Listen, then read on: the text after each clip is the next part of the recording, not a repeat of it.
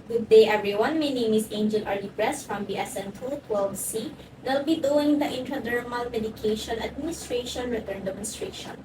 This is a way of administering medicine on the intradermal side of the patient, such as the forearm, inner forearm. You can also administer the medicine to the patient's back and the patient's upper chest area by using a 10 to 15 degree angle. This is used for allergy and tuberculin skin testing.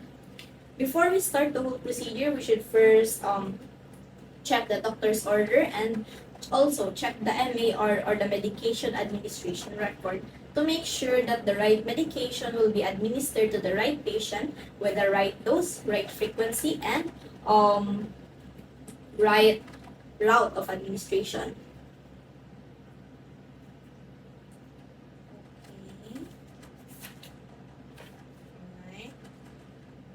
Now after that, we should also check the label of the medication to make sure that the right medication will be administered to the patient.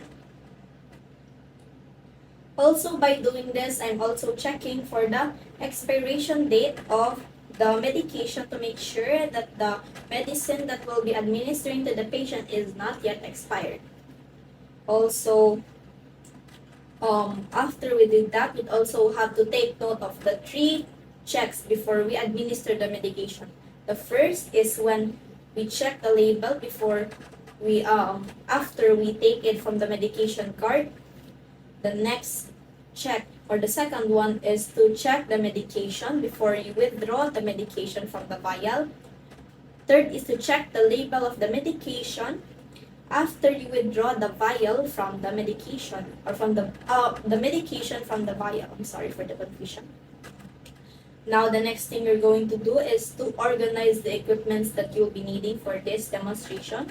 I already have the doctor's order and the MAR right here. I also have my tuberculin needle, which I'll be using to administer the medication to the patient. I also have my 3cc syringe here with 23 gauge needle. Since I don't have my aspirating needle, I'll be improvising it with this 23 gauge needle from the 3cc syringe. I also have my medicine tray, my cleaning gloves, my disposals, my trash disposals or garbage disposals, especially the sharps disposal. I also have my alcohol right here, my cleaning gloves. I also have the sterile water right here, which will serve as the medication for this procedure. I also have the cotton balls here soaked in 70% alcohol. Now, the next thing we're going to do is to conduct or perform hand washing procedure to deter the spread of microorganisms and prevent infection and cross-contamination. Now, the next thing you're going to do is to prepare the vial. So, you're going to put the vial in this medicine tray right here. And now, what you're going to do is to, if it is necessary for us to mix the vial, what we're going to do is to put it between our palms and rotate it with using this movement or using this manner. As you can see, it is in my palm and I'm rotating it using this movement. And remember not to shake the vial when we're going to mix the solution inside our vial. Okay. Put it in our medicine tray. And what we're going to do next is to remove the protective cap of the vial and you throw it in our trash receptacle. And now what you're going to do next is to get 1 piece of cotton ball soaked in 70% alcohol. Pick up 1 cotton ball and clean the rubber cap of the vial from using a circular motion from inner to outer to prevent contamination. Alright. Well, now what we're going to do next is I'm going to open the package or the wrapper of my tuberculin syringe. I'm also going to open the wrapper of my 3cc syringe in order for me to get the 23 gauge needle. I'm going to separate the needle from the 3cc syringe. The 23 gauge needle will be left here in this package. I'm going to throw this in my trash disposal. And what I'm going to do next is that I'm going to get the tuberculin syringe and separate it from the needle. And then attach it to our aspirating needle. As we do this, we have to make sure that it is tightly attached to our syringe. Okay, now our tuberculin syringe is now attached to our aspirating needle. What we're going to do is to remove the cap of the syringe, of the needle, I mean, like that. And you have to draw up the air, the same amount of air, to the same amount of dosage that you'll be administering to the patient.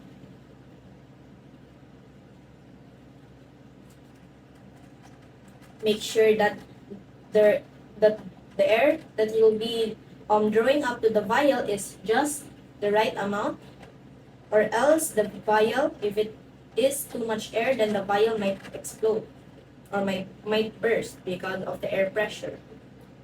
What I'm going to do next is I'm going to hold the vial below, and I'm going to insert the needle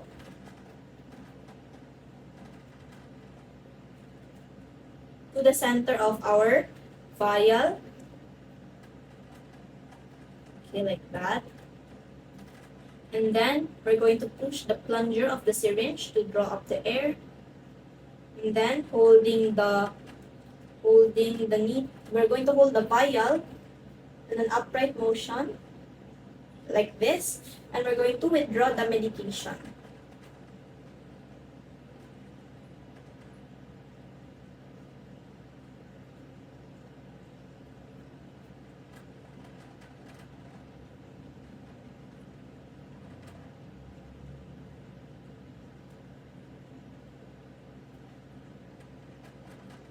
Sorry, I'm having difficulties right now. Alright. We're going to hold, after we withdrawn the medication to our syringe, we're going to put the vial down and get the syringe. And then after that, remember to not recap the syringe in order for us to prevent needle prick injury. So what we're going to do is to do the fish hook method, like that. And now we're going to separate the 23 gauge needle to our tuberculin syringe and throw the needle with the cap, to our sharps disposal in this area. And now, with our tuberculin needle here, we're going to insert the tuberculin syringe to the needle. And there you have it. The medication is already on the syringe.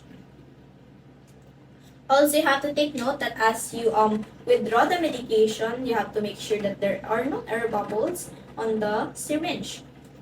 Now, you have already withdrawn the medication. You should take note in the medication ticket the name of the medication, the dosage of the medication, and the route of administration. Alright?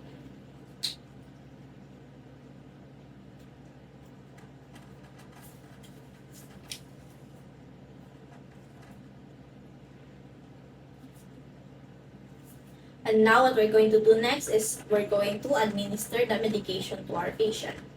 Now, since my camera is not that wide, so I'm going to angle it like this. Now, the next thing we're going to do is to enter the patient's room and introduce ourselves and explain the procedure that we'll be doing.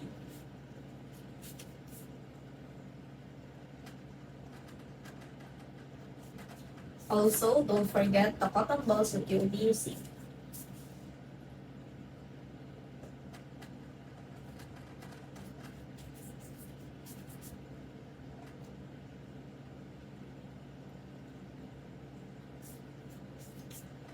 So, now that we have entered the patient's room, we should first introduce ourselves. So, ma'am, good day. My name is Angel Arlibres. So, can I see your wristband, ma'am?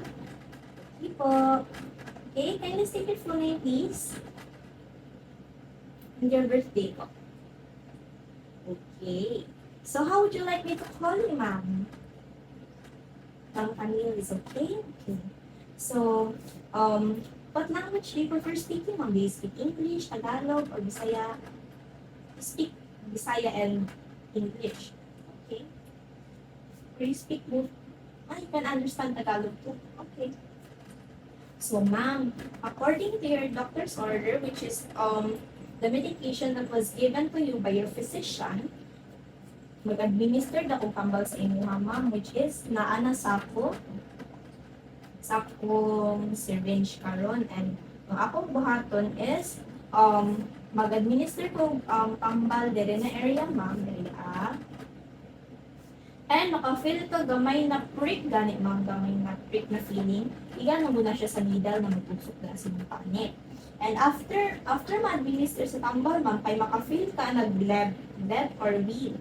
More na siya gamay na burot, ma'am. Similar anak niya na itsura isang paak sa lamok. So, ang niya na magdana sa sulod sa imong dermis ang medication na akong gihatan. So, maka-feel ang kagamay na prick, ma'am, pero mawala na mo na siya pagkaon niya. Small prick lang siya, maka-feel ang kagamay discomfort, pero padyot na mo po niya siya na process na. Okay na po ba, ma'am, if gawin ko yun sa'yo? Oh, sakit-sakit yun siya, miss, pero mawala mo po na ang feeling pagkaon niya. Well, makakita lang kung mula ang gamay na bulot dira, pero normal lang na siya, miss. Mawala lang po siya. Okay po. So after we have gained the patient's approval for us to administer the medication to her intradermal site, then what we're going to do is to provide patient's privacy by closing the window and closing the door. Now, the next thing you're going to do is to perform hand washing again to deter the spread of microorganisms. Since I have already washed my hands, what I'm going to do is to pour my hands with alcohol.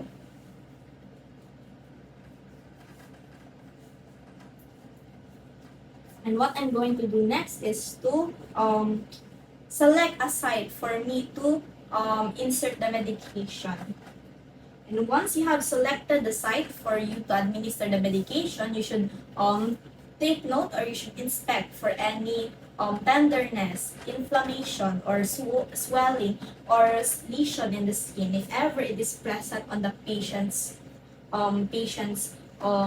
site that you want to administer the medication, then you can transfer on the different area of the patient's skin.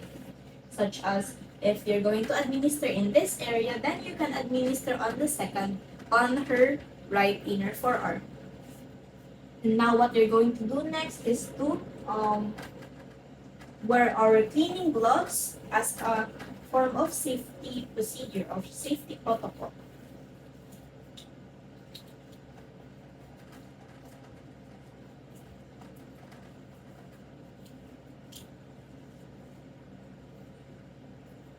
Nakulbaan ako, ma'am.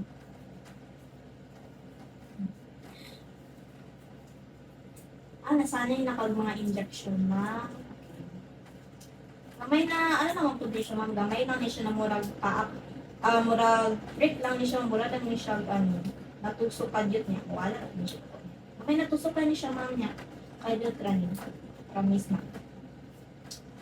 Now, after we have worn our gloves, now what we're going to do is to pick up one cotton ball, soak in cleansing solution, and I'm going to cleanse the site where I'll be administering the medication. So I'm going to clean using a circular motion from inner to outer to avoid contamination of the area.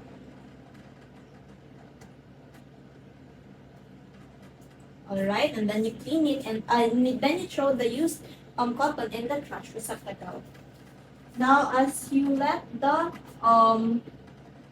skin dry from the soap alcohol, we're going to prepare the injection that we'll be needing. Make sure as you're waiting for the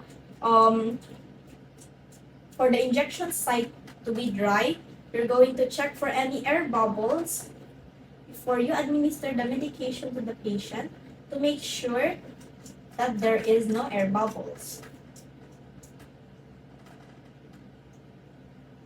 Okay. So, ma'am, mag-inject na ako. Now, we're going to remove the syringe, the cap of the syringe, like that. And then, what you're going to do is to pull the skin where you're going to administer the medication, like that. Ma'am, i-pull lang na to gamay yung panit mo, ha? Okay po. And then, using your dominant hand, you're going to hold the syringe using your thumb and your four fingers, and then using your non-dominant hand, you're going to hold the injection site and pull the skin. Now, we're going to insert the needle using a 10 to 15 degree angle. Okay, ma'am. Okay po.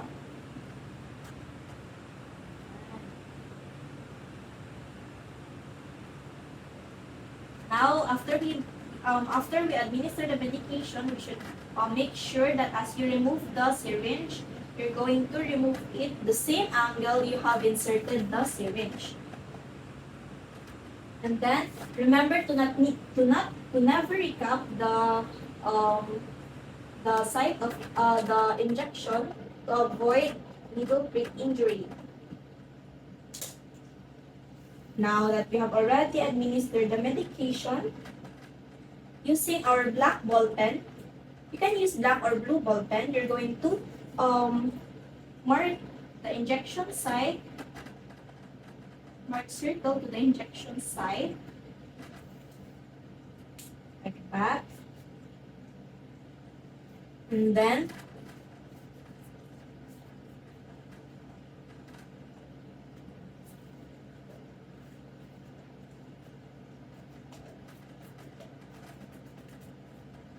you're going to you'll be having to come back 30 minutes after evaluating the intradermal injection that you have just given to evaluate if there are any allergic reactions or any skin reactions. Okay, so since humanan ako administer sa imong pambal, ma'am, sa imong medication, napapauta na sa kuha, ma'am. Opo, mubalik na diri 30 minutes para po ingon sa imo ang result since nakuha naman ang result o na ma'am. Okay lang po. Okay, so kailangan ma'am, if ever need minimum, ma'am, you can use the remote that I will be remote na sa imong pauban ko ron sa imong guardian. Then pwede rin mo tawagon anytime if na kay questions or concerns mo. Okay lang po ba yun? Okay ma'am, so magalis na ako ng room ma'am ha. Okay po. Thank you so much po. Now you're going to carry this and exit the patient's room. After that, you're going to remove the cleaning gloves that you have used in the procedure.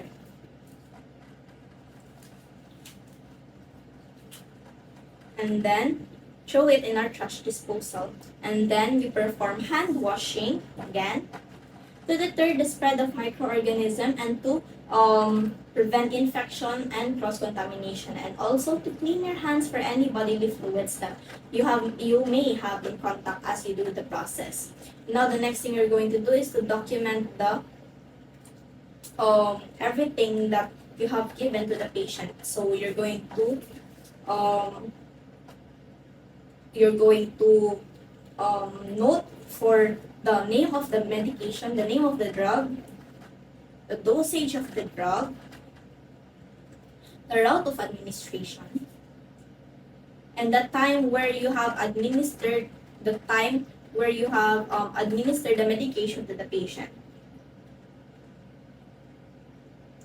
Also, you have to evaluate the lab or the wheel 30 minutes after it is administered. Then also, after 30 minutes, then you have to document if there are any skin reaction or there are any allergic reaction or negative results that you have observed after that time frame. So, that's all for the intradermal medication administration.